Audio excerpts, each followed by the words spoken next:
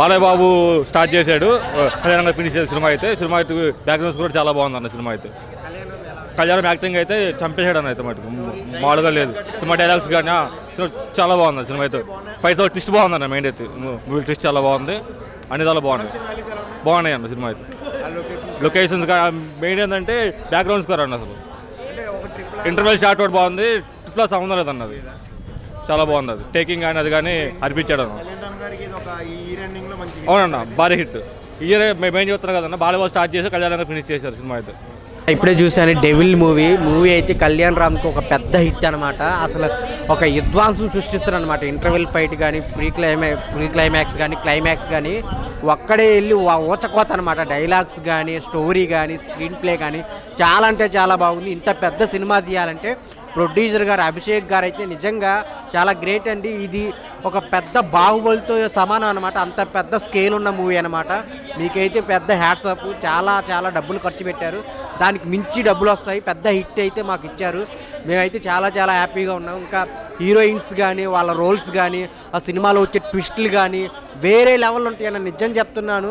Second half అయితే మీరు సీట్లలో కూర్చోరనమాట, అంత బాగా ఎంజాయ్ చేస్తారు. ఆ డైలాగ్ డెలివరీ కానీ ఆ ప్రీ క్లైమాక్స్ ఫైట్ కానీ క్లైమాక్స్ ఫైట్ కానీ ఆ లాస్ట్లో వచ్చే ట్విస్ట్ కానీ ఎవరు ఊహించరనమాట. చాలా చాలా ఇంటెన్స్గా వెళ్తుంటుంది, ఎక్కడ బోరు కొట్టకుండా.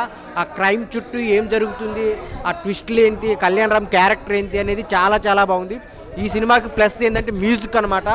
బ్యాక్గ్రౌండ్ మ్యూజిక్ చాలా చాలా బాగుంది, గూస్ బంప్స్ వస్తాయి అన్నమాట. సో సినిమా అయితే అందరూ చూడాల్సిన సినిమా అన్నమాట. బింబిసార్ తర్వాత ఒక పెద్ద హిట్ ఏది అంటే కళ్యాణ్ రామ్ గారికి ఇదే అనమాట.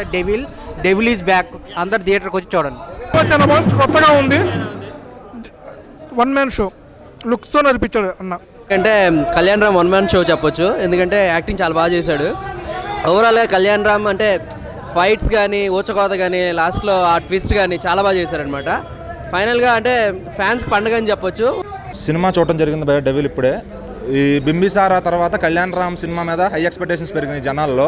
అంటే ఇంకా ప్రతి సినిమా ఆ స్కేల్లో ఉంటే తప్ప చూసి హిట్ చేయలేని పరిస్థితి. అమిగోస్ అనే సినిమా బాగున్నప్పటికీ కూడా కొంచెం దాని స్కేల్ అందుకోలేక అది కొంచెం వెనకబడిందని చెప్పొచ్చు.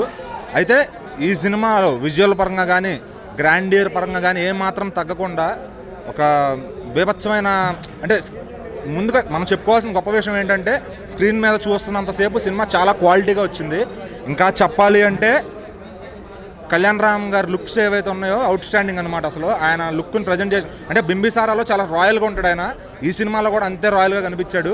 అంటే ఒక బ్రిటిష్ ఏజెంట్ లాగా కనబడాలి, అట్ ది సేమ్ టైం అది కాదన్నట్టుగా కూడా కనబడాలి. ఆ రెండు లుక్స్ని మేనేజ్ చేస్తూ తన యాక్టింగ్ని డే బై డే పెంచుకుంటూ వెళ్తున్నాడు. ఇంకా డైలాగ్స్ విషయానికి వస్తే కళ్యాణ్ రామ్ గారు చింపేశారు భయ్య.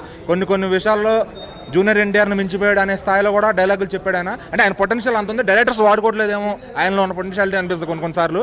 డైలాగ్స్ బీభత్సంగా ఉన్నాయి. అండ్ బ్యాక్గ్రౌండ్ స్కోర్ చాలా చాలా బాగా వచ్చింది. డీసెంట్ ఉంది మూవీ. ఫస్ట్ హాఫ్ వచ్చేసి ఏంటంటే మనకు క్యారెక్టర్స్ ఏవి కూడా రివీల్ అవ్వదు.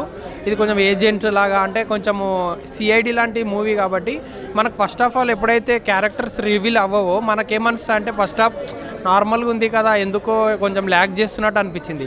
ఎప్పుడైతే సెకండ్ హాఫ్లో మనకు ఒక్కొక్క క్యారెక్టర్ రివీల్ అవుతుంటుందో సినిమా అరే బాగా తీసిండు అని అనిపిస్తుంది. సో ఓవరాల్గా సినిమా డీసెంట్. ప్లస్ పాయింట్స్ వచ్చేసి కళ్యాణ్ రామ్ ఆయన కెరియర్ బెస్ట్ పర్ఫార్మెన్స్ ఇచ్చిండు. అండ్ బీజిఎం చాలా నచ్చింది నాకైతే. నాకు